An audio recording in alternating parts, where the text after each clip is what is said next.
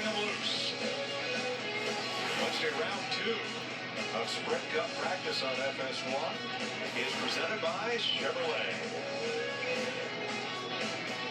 Michael, watch these beautiful automobiles back out in the garage, shiny, brand new. I mean, like they're off the shoulder and forward. Then I think about what happened here on last Saturday night in the Unlimited. In fact, they're running a demolition derby, every one of them, including the winner. That is just a bad memory. Exhibition races, chaos. Well, I can promise you, guys like here at Kevin Harvick, they're going to be a lot more methodical, not only throughout this practice, but in these dual races tomorrow. They really know that they're out there to learn everything they can, that they're going to have to do some risk versus reward, but they really have to keep this car in one piece. Now look at the digital dash display on Harvick's car. He's showing a bar graph across the top, and right in the center is the tachometer, which is digital. Not an analog readout like we've seen for most drivers. Yeah, it's really interesting to see different drivers go for different types of displays, and I think they're going to continue to play with this and learn which one suits their style better, which one stands out the most. We've seen some of them flat where these analog style gauges that are up there and they're flashing. And that's what I really liked, being able to have a dash that flashed a light at me that told me, so I didn't actually have to look down at it. To me, a digital dash like that, you're going to have to look at it in more detail. And then here we go to Joey Logano. He's got a combination of both. Yeah. And we're not positive because we don't have a screen grab of the actual display, and the driver can change it through several different pages. But that appears to be a bar graph for attack in the upper part of the gauge, and then round analog style gauges below. Right, and then actually right here in the corner, you've actually got the lap time. And then over here on this side, I mean, they've got a lot on this page. If I had to guess, it's either some water pressure, maybe some oil pressure, maybe even some voltmeters that can be there. And then along the top, you can't really see it, but there's a bunch of gauges right there on the top, too. I mean, he had it. Here we go. Now, going forward, and there is no specific timeline for this, it is possible that those gauge displays might be made available to television, over the internet, so you can enjoy your favorite driver's ride at home, right on your laptop. But that's some ways away.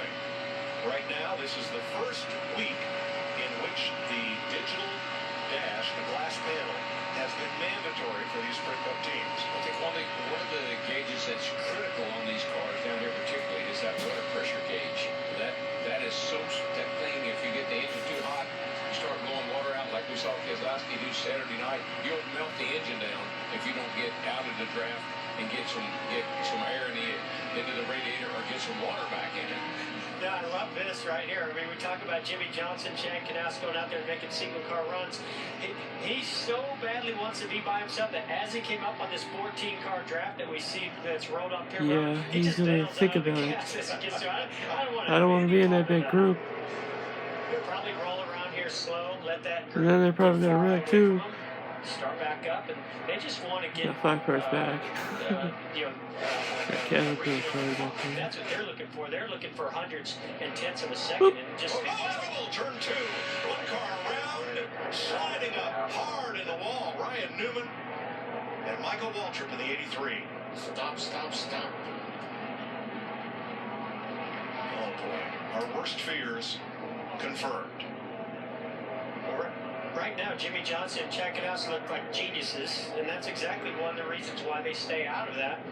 Usually we get a few laps under our belt. These cars really get double foul before something like that happens. So curious to see what we got here. Several cars are involved. Right at the beginning, you've got the 31 car coming up on the 40, the 83. Somehow that 40 checks up. Yeah. Michael got into the 83 there. Michael got into the back of Newman in the 31, but I'm not sure exactly what all took place there. Yeah, I'd like to maybe go back a little further because the 40 reached sorts. And let's listen to Ryan Newman. I hit the wall from right in front, not very hard, but I did hit it. It went up through the hood. The 95 or somebody was off the whole line. In front of everybody I think somebody lost an oil line. Yeah, so they saw something that was happening further ahead, and it looked like the 40 bailed out of the throttle, and it's just a domino effect from that point on. It's really hard when you're further back and you're right on somebody's rear bumper to see everybody slowing down. But it's obviously they slowed down. If anybody starts moving around, the 40 car looks like, oh, I see, the 40 starts up the hill. I believe the 40 car's lifted because ahead of him, the 95 is spewing oil. I think the 40, I think he may have gotten into oil because it looked like the car started going up the track and he tried to get out of the throttle a little bit. And Michael and Ryan Newman here were too close. If we can get onto an on-board shot here, we might actually see some fluids on some of the windshields. That's usually the first sign that somebody's losing a lot of fluids. There's damage to Kyle, the back of Kyle Larson's car. He got rammed into. You heard Ryan Newman say he did not hit the wall very hard. I think probably Michael Waltrip got the worst of that. All right, so we listened in on the 95. I don't think it blew up. I think we left some loose here because the motor never changed too. It just started blowing oil out of the cow. That is Ty Dillon. Yeah, that's really unfortunate. All these teams have responsibilities. Each person on the team has a responsibility. We don't know exactly if that's what happened, but it sounds to me like they think that's what happened. And we see this just about maybe every year, every other year.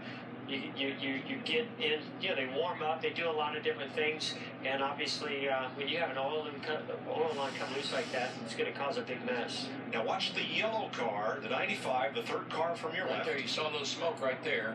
That's Ty Dillon. Smoking. And then you see the 40 car back here, a couple of cars back.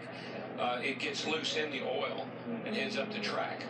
One thing I can tell you is Kurt Busch in the 41 car, he can't see anything right now. He's just being covered in oil. That's blurry. He had blurred vision in that one. See, watch his 40 car. He just all of a sudden right about there, you see the car starting to go up. He's trying to get out of the throttle, and it's a chain reaction from there. And one of the things I've learned over the years being here in Daytona on these types of racetracks with the amount of speed and momentum you're carrying, you got to be really careful to check up in a hurry when you have a big line of cars behind you.